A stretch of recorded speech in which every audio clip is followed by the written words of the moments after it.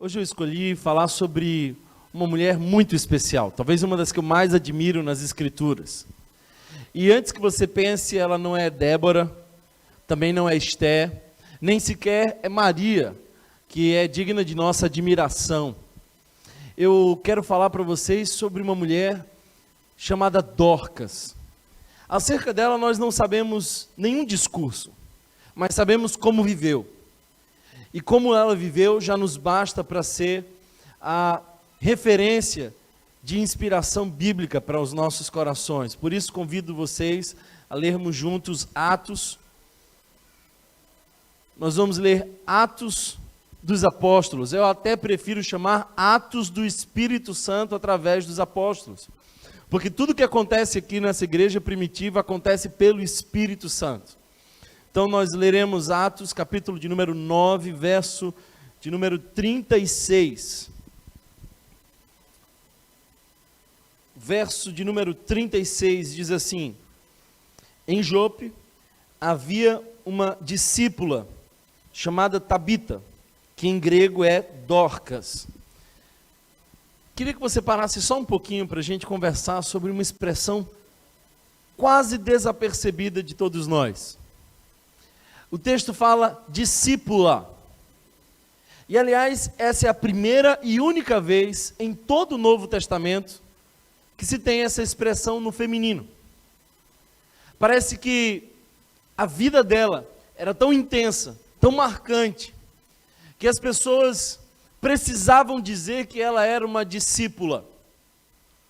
Ela era uma discípula de Jesus. A vida dela mostrava isso, a forma como ela vivia. E eu não quero que você ache que todos os que vivem bem e que são amorosos são discípulos de Jesus. Eu quero que você entenda que todos os discípulos de Jesus são amorosos e vivem para a glória do nome dele. Ela era discípula. E ela se dedicava a praticar boas obras e dar esmolas. Em algumas versões diz que ela estava cheia de boas obras. O verso 37 diz: naqueles dias ela ficou doente e morreu. E o seu corpo foi lavado e colocado num quarto do andar superior. Gente que ama Deus, gente que é fiel ao Senhor, também padece de sofrimentos, também adoece, também morre. Fato é que Lida ficava perto de Jope, e quando os discípulos ouviram falar que Pedro estava em Lida, mandaram-lhe 2 homens dizer-lhe: não se demore em vir até nós. Pedro foi com eles e quando chegou, foi levado para o quarto do andar superior. Todas as viúvas o rodearam, chorando e mostrando-lhe os vestidos e outras roupas que Dorcas tinha feito quando ainda estava com elas. Pedro mandou que todos saíssem do quarto, depois ajoelhou-se e orou. Voltando-se para a mulher morta, disse: Tabita, levante-se. Não, você não está vendo o mesmo texto 2 vezes, são 2 textos. É que em Marcos, Jesus fez exatamente isso, quando foi ressuscitar a filha de Jairo. E o nome da filha de Jairo era Talita. E o nome dessa mulher é Tabita. É tão interessante que Pedro, estando em circunstâncias parecidas com a de Jesus, faz exatamente o que Jesus fez. Só que com uma diferença: Pedro se ajoelha e ora, porque o poder não está em Pedro. Pedro não é por si só poderoso a ponto de dizer: Tabita, cume. Ele só disse porque dependia do Espírito Santo. Então Jesus disse: Talita, cume. A filha de Jairo se levantou. E Pedro diz a mesma coisa com Dorcas: Tabita, cume. E ela se levanta. Ela abriu os olhos e, vendo Pedro, sentou-se. Tomando-a pela mão, ajudou-a a pôr-se em pé. Então, chamando os santos e as viúvas, apresentou-a viva. Este fato se tornou conhecido em toda a cidade de Jope, e muitos creram no Senhor. Pedro ficou em Jope durante algum tempo, com um curtidor de couro chamado João. Aliás, Simão. Sabe, irmãos, essa é uma história interessante. E eu fico imaginando as cenas, conjecturando cada parte dessa descrição que acabamos de ler. Você consegue imaginar? Essa era uma mulher conhecida por ser discípula de Jesus. E ela era dedicada a boas obras. Ela gostava de ajudar as pessoas.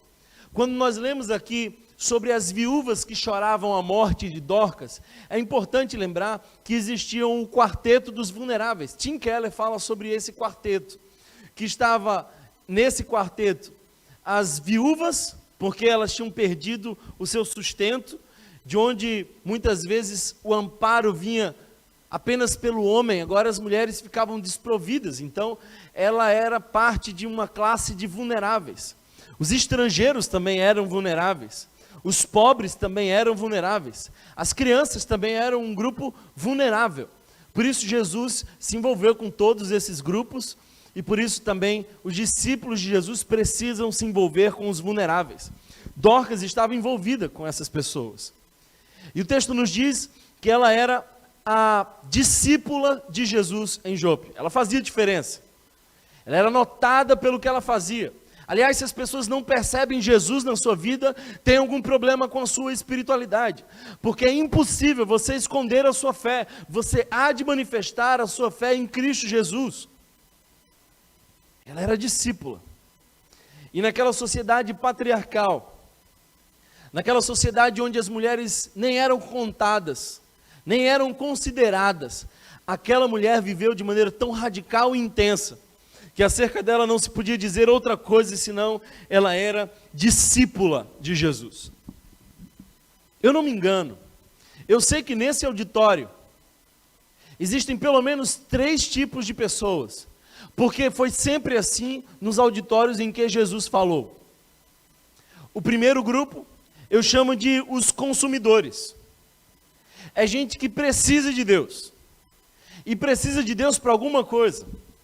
Quer para restaurar o seu casamento, quer para abrir uma nova porta de emprego, quer para uma cura, quer para ver os seus filhos longe das drogas. Essas pessoas têm interesse naquilo que Deus pode ofertar. É gente que corre atrás do milagreiro porque tem interesse no milagre. A maioria da multidão que seguia Jesus eram consumidores. Talvez por isso Jesus, quando começou a pregar, percebeu aquela multidão indo embora, dizendo o seguinte: duro é esse discurso, quem o poderá ouvir? Um outro grupo é o grupo dos admiradores. Esses são devotos. Esses investem, eles enchem os templos, eles têm um certo nível de compromisso, eles se envolvem do ponto de vista intelectual, mas eles também não estão tão dispostos a pagarem um preço. Isso me lembra Nicodemos, quando procura Jesus no silêncio da noite, porque a palavra Nicodemos significa Nico, a cara do povo, demos. Ele não queria ser implicado com Jesus, ele não queria dizer, eu creio nesse homem. Talvez por isso, sendo testemunha do julgamento injusto de Jesus, não foi capaz de expressar a sua opinião, apenas de pedir o corpo. Tem muitos admiradores, é gente que ama o evangelho, que ama a tradição, mas que não daria vida pela causa, que não vai além, não se implica, não toma sua cruz.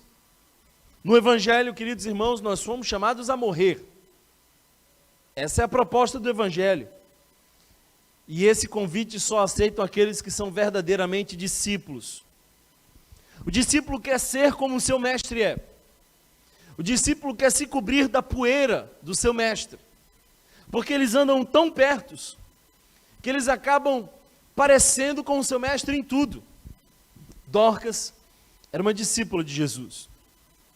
Talvez você me pergunte, Thomas, como é que a gente distingue entre os consumidores, os admiradores e os discípulos? Qual é a diferença entre tantos nomes, denominações, igrejas as mais diversas, pregadores, doutrinas? Como é que a gente vai identificar os discípulos de Jesus? Não é difícil, porque o próprio Jesus já nos disse. como nós seríamos identificados discípulos. Em João capítulo 13, verso 35, ele diz que os discípulos de Jesus são conhecidos pelo amor. Nisto conhecereis que sois meus discípulos, se vos amardes uns aos outros. O grande problema é que o movimento evangélico hoje parece um tanto incoerente. Nós pregamos sobre o amor e ao mesmo tempo desejamos morte. Falamos sobre o príncipe da paz, mas temos um discurso bélico.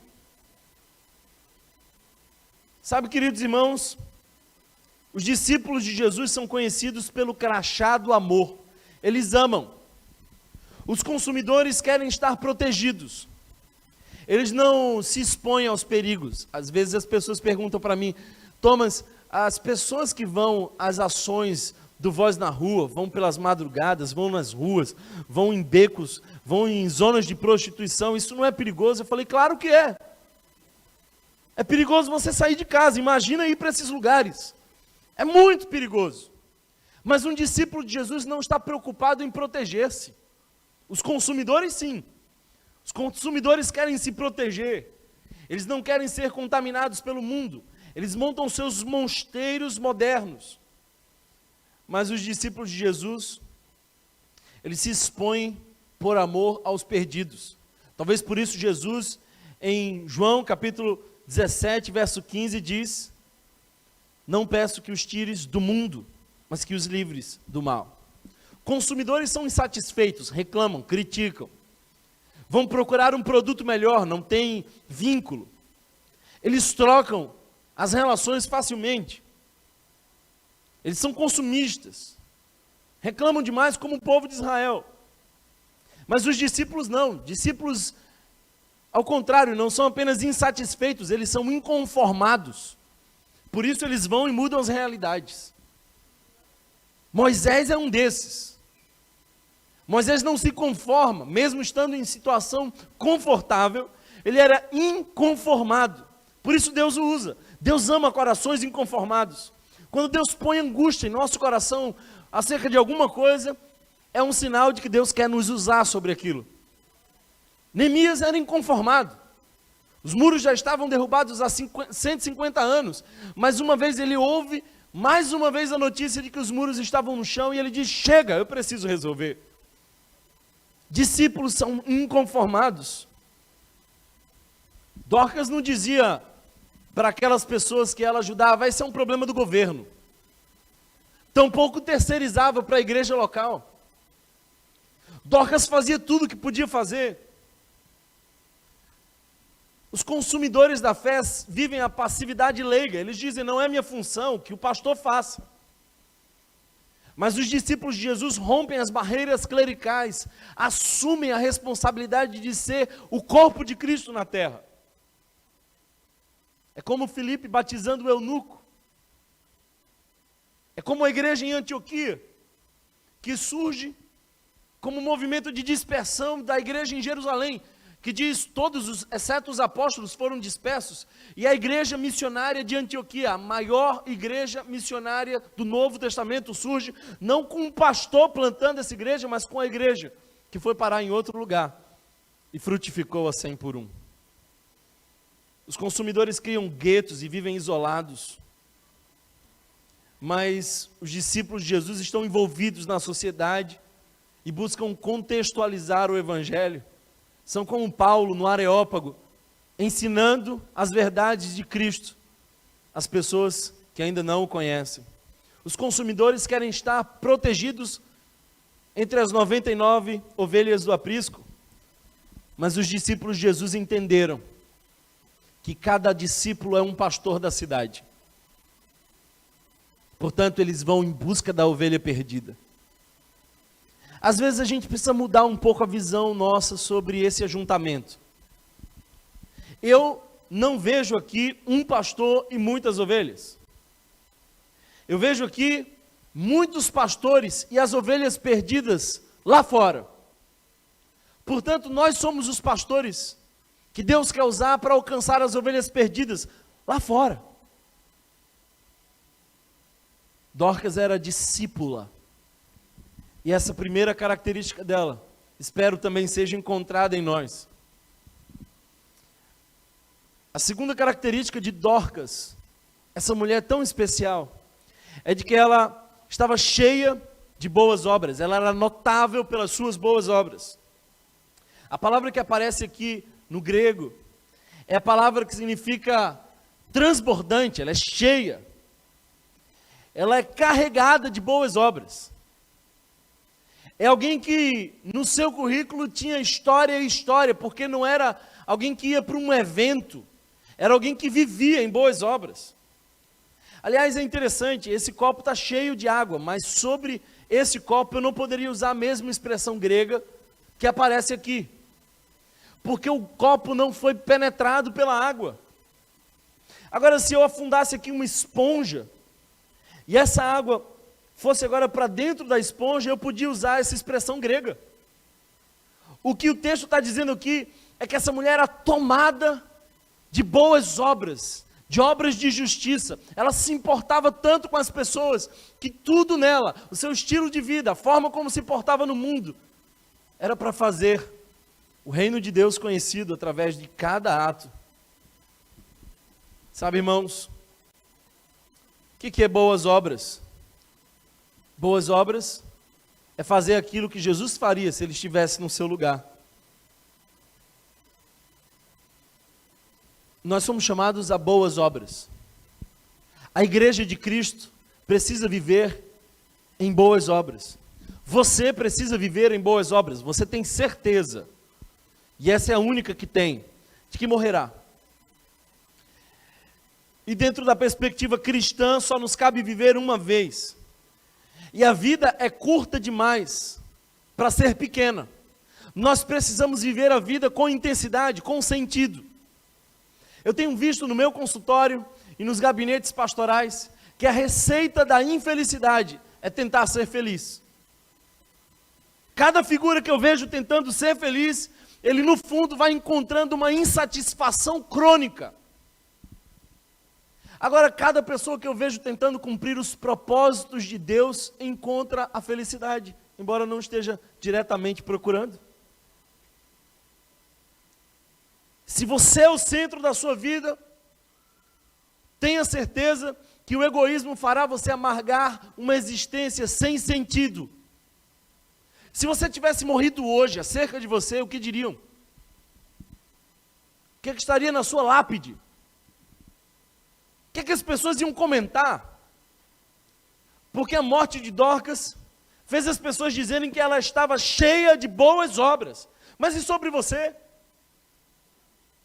Talvez dissessem sobre você que você estava cheia de reclamações, frustrações, reivindicações.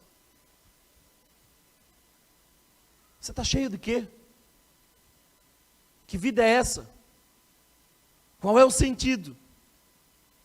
Porque uma vida em si mesmada não vale a pena ser vivida. Vida abundante é a vida que transborda ao próximo. Dorcas era essa figura. Aí as pessoas às vezes dizem assim: Thomas, mas eu não sei fazer muita coisa. Eu não tenho muito a oferecer. Uma vez, Deus perguntou para Moisés: Moisés, o que tens nas mãos? Um cajado, respondeu ele. Deus diz: é suficiente. Perguntou para Davi: Davi, o que é que você tem nas mãos? Eu tenho uma funda e algumas pedras e uma boa mira. É suficiente. Uma vez um menino sai de casa com uma lancheira e Deus pergunta: o que é que você tem nessa lancheira? Eu tenho 5 pães e 2 peixinhos. É suficiente. Ele perguntou: Dorcas, o que é que você tem? Ela disse: eu tenho uma linha e uma agulha, eu sou costureira.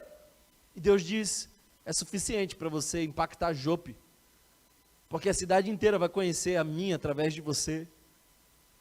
Porque o objetivo das boas obras não é para convencer as pessoas de que você é bom. Aliás, se tem uma coisa que o Evangelho nos diz, é que nós não somos bons. A palavra nos garante que todo o movimento de bondade em nós foi iniciado no Espírito Santo. Portanto, eu assumo todos os meus defeitos, mas não assumo minhas qualidades. Elas vieram de Deus para mim. A origem e, portanto, a glória é o Senhor. Sabe, irmãos, por isso Jesus disse, para que vejam as suas boas obras e glorifiquem ao Pai que está nos céus. De que serve uma igreja? Para que uma igreja? É fácil para você responder por que uma igreja. Porque você faz parte dessa igreja. Você vem aqui, você sabe o que é comunhão, você desfruta desses momentos, você sai inspirado. Mas lá fora, o que justifica para aqueles que estão lá fora a existência de uma igreja? Eu afirmo para vocês que igreja só faz sentido para os de fora quando serve os de fora. Igreja é a única associação cujo fim dos associados é servir os não associados. Igreja só é igreja quando é para os de fora. Nós precisamos, como igreja, cumprir a nossa missão. Qual a missão da igreja? A missão da igreja é sinalizar o reino de Deus no mundo. É dizer, o reino de Deus chegou entre nós.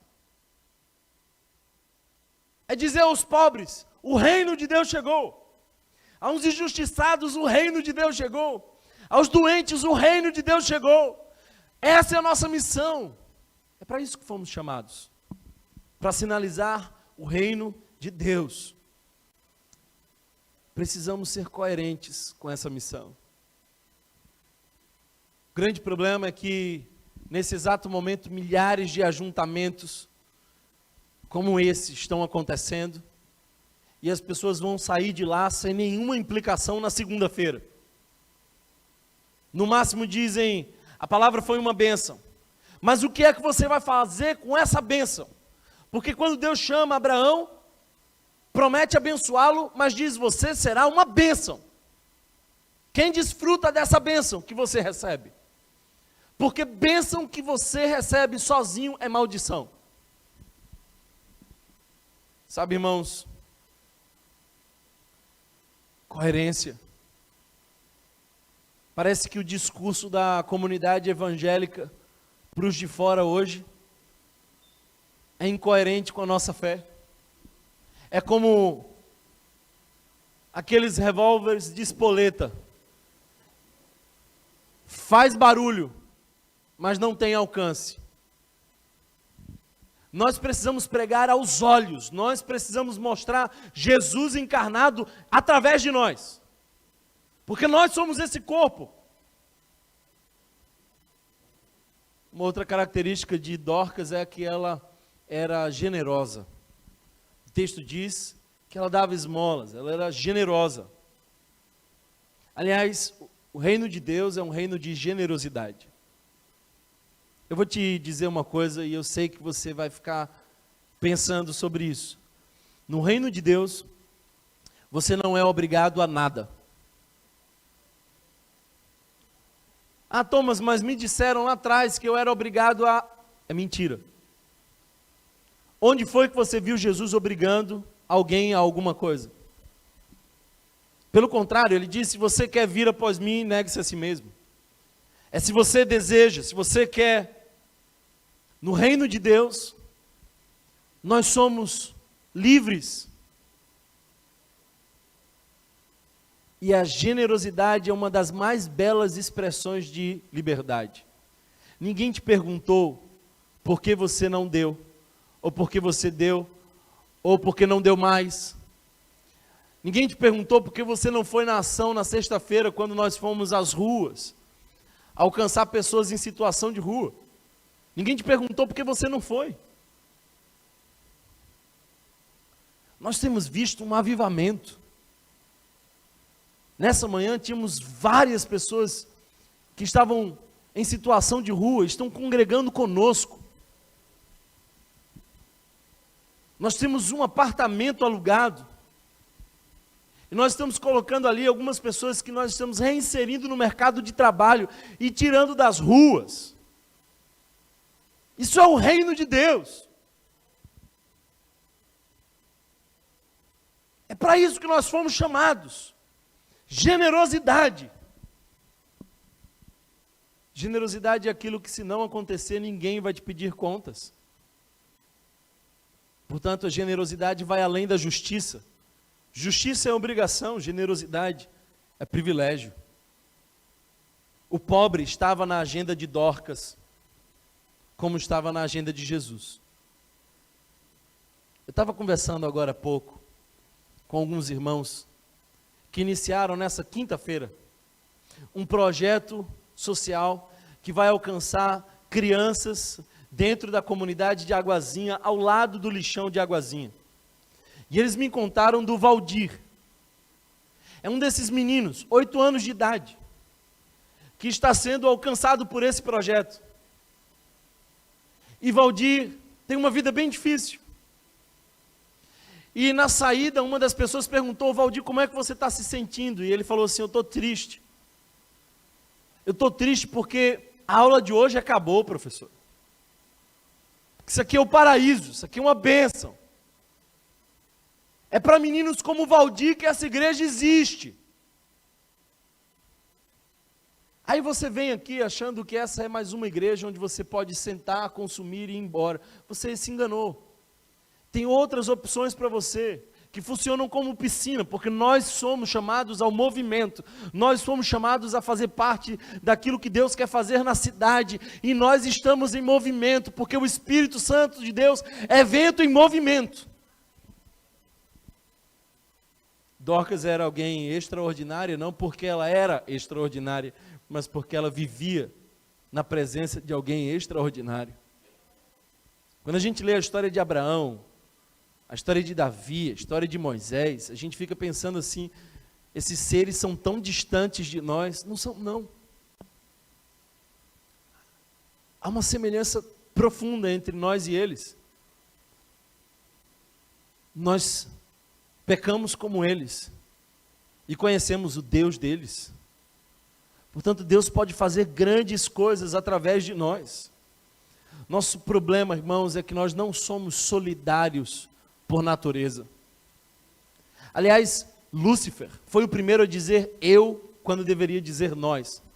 Só Deus pode dizer eu. Ele é absoluto, ele é independente, ele existe em si mesmo. Só Deus pode dizer eu, mas Lúcifer quis dizer eu. E ele ensinou Adão e Eva a dizerem eu. E parece que a igreja moderna tem dito eu mais do que nós. O evangelho não é sobre você, é sobre o que Deus quer fazer através de você. Deus quer alcançar outras pessoas, nós somos chamados a ser relevantes. As viúvas cercaram aquele corpo de Dorcas, aquele corpo frio e pálido, e elas cercaram chorando. Quem vai chorar a sua morte, além dos seus familiares? Quem vai sentir sua falta, além desses amigos mais próximos? Como pastor, me cabe muitas vezes fazer mensagens em funerais, e eu preciso quase sempre me atualizar das pessoas que nós estamos sepultando ali. E é triste quando aquelas pessoas que morrem viveram para si, não tem nada a dizer. É uma vida que passou inutilmente.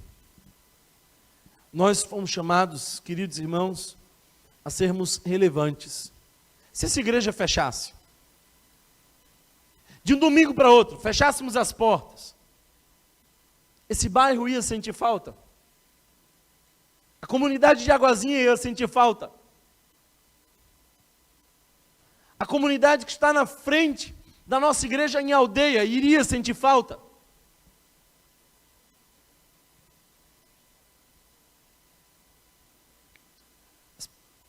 Infelizmente, algumas pessoas têm confundido o evangelho.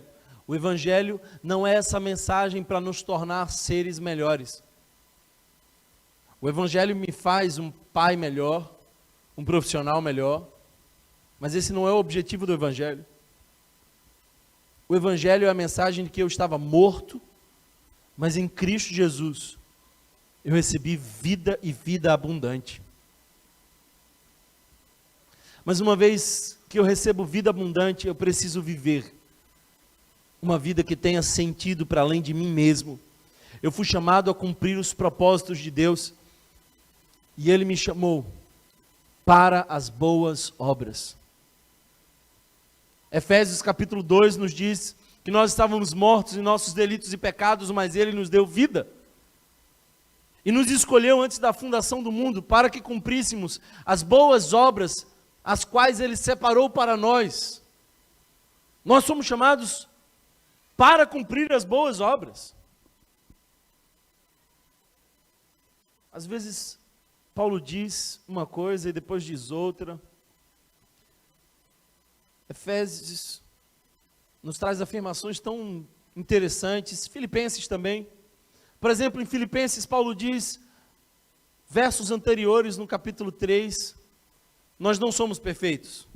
Irmãos, não julgo que já haja alcançado, mas uma coisa eu faço, esquecendo das coisas que para trás ficam e avançando para as que estão diante de mim, prossigo para o alvo pelo prêmio da soberana vocação de Deus em Cristo Jesus. Eu não sou perfeito. 2 versos depois ele diz assim, nós que somos perfeitos. Paulo, você é perfeito ou não é, Paulo? Decide aí. É que para Paulo o conceito de perfeição não é aquela pessoa que já chegou. Para Paulo o conceito de perfeição é aquela pessoa que está em direção ao alvo que é Cristo Jesus. É que está no caminho, que está firme no caminho. Por isso nós precisamos prosseguir para o alvo. Dorcas tinha um legado. Dorcas deixou um legado. Aliás, a palavra no grego que aparece aqui nos dá uma conotação de que as mulheres, quando foram mostrar as roupas feitas por Dorcas a Pedro, não mostraram com as roupas nas mãos. A impressão que nós temos aqui é de que elas disseram assim, ó, tá vendo esse vestido aqui? Sabe qual é a marca? Dorcas Confecções. É como se elas estivessem vestidas do amor. Ah, irmãos, nós somos chamados para deixar um legado. O que é que vão dizer no dia da tua morte? Será que você vai passar a vida inteira servindo a você mesma? A si mesmo? Olhando para o seu próprio umbigo? Pensando que a felicidade se encontra na esquina?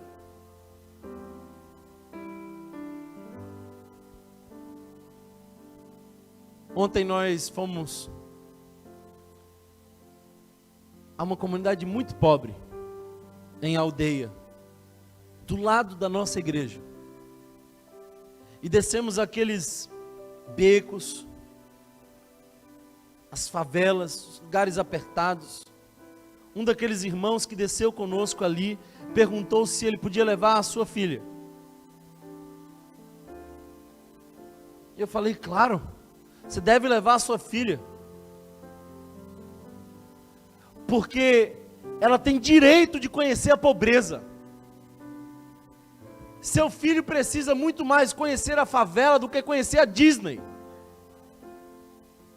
Seu filho não precisa da Disney, seu filho precisa ver o que em abundância Deus deu para ele e que muitas vezes falta a alguém. Para aquela criança foi a primeira vez que ela viu um esgoto a céu aberto e as crianças brincando ao lado do esgoto. Pobreza extrema, casas que não tinham banheiro, gente que não tinha o que comer. O que é que nós fomos fazer lá? Nós fomos bater de porta em porta e dizer, o reino de Deus chegou. E se você subir esse morro, você vai encontrar uma igreja aberta, médicos, advogados, nutricionistas, enfermeiros, psicólogos, todos atendendo de graça a essa comunidade. Por quê? Porque o reino de Deus chegou. Eu não sei se você celebra isso, mas ontem foram feitos 12 atendimentos odontológicos. Você já teve dor de dente? correu para a urgência. E quem não tem urgência para correr, correu para a igreja Rio. Porque quando a igreja cumpre o seu chamado, a cidade glorifica o Pai que está nos céus. Ontem 29 ultrassonografias foram feitas. Mães que descobriram a gravidez, algumas que descobriram o sexo do bebê pela primeira vez. É isso. Atendimentos psicológicos, 13. Atendimento médico, clínica geral, 42 pessoas atendidas. Viramos uma grande UPA. 28 pessoas atendidas pelas nossas pediatras. 28 crianças acompanhadas pelos olhos de mulheres que temem ao Senhor. Nutricionistas, fisioterapia, orientação jurídica, orientação financeira. Montamos uma loja da graça, onde você não precisa de dinheiro para levar a roupa para casa. Então as pessoas escolhiam as peças. Isso é o reino de Deus. Nós precisamos, irmãos, de novas Dorcas, homens como Dorcas. Nós não vamos retroceder. Deus nos chamou para avançar. Você já viu um rio que corre para trás? Todo rio avança para o alvo. E nós não vamos retroceder. Mas tem muita gente cansada na nossa igreja, porque está fazendo o trabalho de 3, 4, 5 pessoas. Há 6 meses atrás eu preguei aqui, nós lançamos o projeto de aldeia, e eu disse assim, olha, nós vamos plantar uma igreja em aldeia, porque Deus está nos levando para lá, e essa igreja vibrava, e todos diziam, conta comigo. Aos poucos, foram sumindo, e no domingo passado nós fizemos uma reunião com a geração Rio de aldeia, e eles estão servindo há quase 6 meses, domingo após domingo, cuidando dos nossos filhos, porque não tem Dorcas por lá.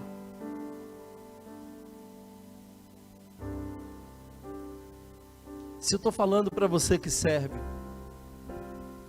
se eu estou falando para você que não é um consumidor, mas um discípulo comprometido, eu lhes deixo o verso 9 do capítulo 6 da carta aos Gálatas. E não nos cansemos de fazer o bem. Fazer o bem às vezes cansa, mas não se deixe cansar. Seja renovado e renovada hoje em nome de Jesus. Sabe por quê? O texto nos diz, pois no tempo próprio colheremos. Se não desanimarmos, nós vamos colher. Nós vamos colher. O que a gente colhe, Thomas? Vidas transformadas para a glória de Deus. É isso que a gente colhe. Eu, enquanto prego, vejo várias pessoas que são vidas transformadas para a glória de Deus. Não desanimem. Não desanimem.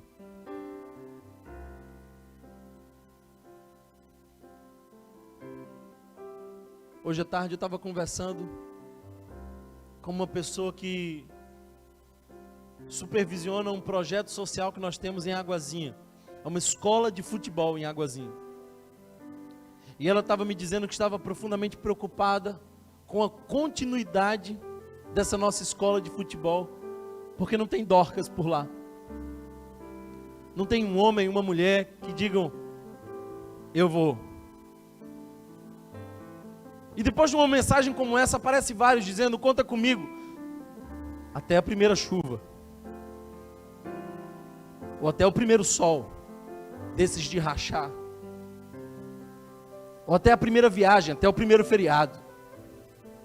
Eu estou orando para Deus levantar gente como Dorcas, que não solta a linha nem a agulha, nem a missão, mas cumpre o propósito de Deus na sua geração.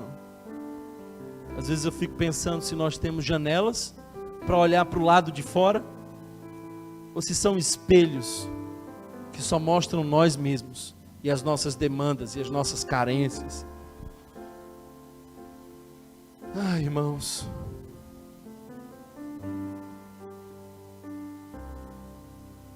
Pedro ficou numa situação muito difícil, porque as viúvas choravam e pediam Dorcas de volta, e o céu queria Dorcas para si. Os céus queriam Dorcas e a terra também. Engraçado que às vezes nem o céu quer, nem a terra quer. Tem gente que nem aqui na terra e nem no céu, mas o céu abriu mão em favor da terra. Aí eu fiquei pensando, por que que Deus permitiu que Dorcas saísse do paraíso, desse lugar sublime, e voltasse? Porque a missão não tinha terminado. Sabe por que que Deus não levou você no exato momento em que você tomou decisão por Cristo?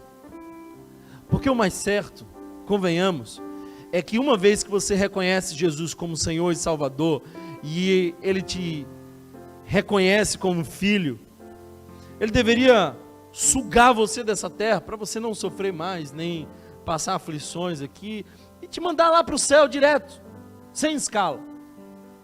Por que não faz?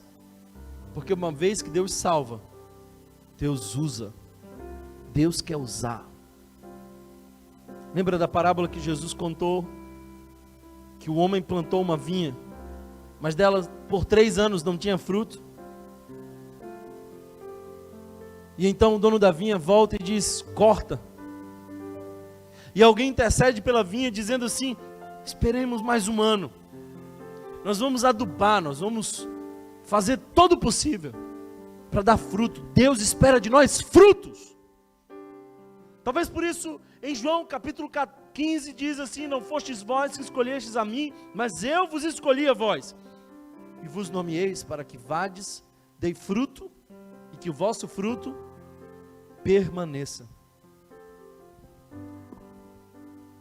Procura-se Dorcas. Essa que nós vimos aqui cumpriu sua missão, está na glória, espero vê-la. Mulher extraordinária. Mas eu espero muito que Deus levante daqui homens e mulheres como Dorcas. Tem muito consumidor por aqui. Essa semana me mandaram uma mensagem do financeiro dizendo que mais um mês nós fechamos no vermelho. E eu achei que isso não fazia sentido, porque nós estamos no culto da manhã, abrindo essas portas aqui, porque o auditório não cabe. Nossa igreja está em pleno crescimento, mas a conta fecha no vermelho, porque tem muito consumidor. Simples assim. A geração Rio está tentando vender um material de excelência para os nossos filhos, mas a gente nem foi lá comprar. Consumidores. Que essa palavra encontre o meu coração. Eu sou o primeiro a precisar dessa mensagem para mudar a rota, mas eu também quero orar por você. Quem sabe hoje é o dia de você levantar dessa cadeira e dizer: Deus, me usa. Porque se é verdade que tu usou uma costureira simples, tu pode usar qualquer um. Qualquer um que diga: eis-me aqui. Porque eu nunca vi Deus usar contra a vontade. Deus só envia depois que a gente diz: eis-me aqui. Portanto, está na hora de você ser despertado e dizer: Deus, eis-me aqui. Feche seus olhos, vamos orar ao Senhor. Eu louvo, Senhor, o teu santo nome, porque eu sei que aqui tem homens e mulheres dispostos a te servir, a ir às últimas consequências. É gente, Senhor, que soa a camisa, que não se importa com o que vai receber em troca, porque sabe que maior galardão está esperando na glória. É gente que quer ser rico de boas obras. Se é verdade que na tua agenda o pobre sempre estava, se é fato que os oprimidos nunca foram esquecidos por ti, que também não sejam esquecidos por essa igreja. Nos faz viver em movimento, Senhor. Nós oramos pelo nosso projeto que alcança as crianças em Aguazinha. Nós oramos, Senhor, para que onde o tráfico tem prosperado, que o nosso projeto também prospere, porque o nosso chamado é saquear o inferno. E em nome do Senhor Jesus, tu há de levantar homens e mulheres como Dorcas, que não aceita a condição de crianças envolvidas no tráfico. Eu oro, Senhor, por homens e mulheres como Dorcas, que estão dispostos a ir para a Funase, para visitar adolescentes que por vezes passam 2 anos sem receber uma visita. Que a gente como igreja sinalize o teu reino, Senhor. Obrigado porque perto de nós tem uma comunidade pobre e uma ótima oportunidade de ser igreja. Nós nos arrependemos de nossa avareza e te pedimos que nos ensine o caminho da generosidade. Que acerca de nós tenham que falar, assim como era com Dorcas. Eu te peço, Senhor Jesus, que a nossa vida não passe em vão. E que quando tu nos levar para a glória, que possam sentir a nossa falta aqui, porque a nossa vida era relevante e glorificava o teu nome. Muda a direção da nossa vida. Mais uma vez nós dizemos: eis-me aqui, Senhor.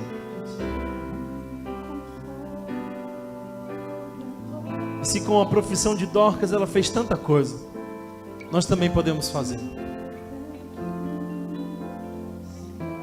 Se você entende que Deus falou com você hoje, e se você quer dizer sim à voz de Deus, ao serviço, quer na igreja, quer por onde você for, fica de pé, canta conosco essa canção.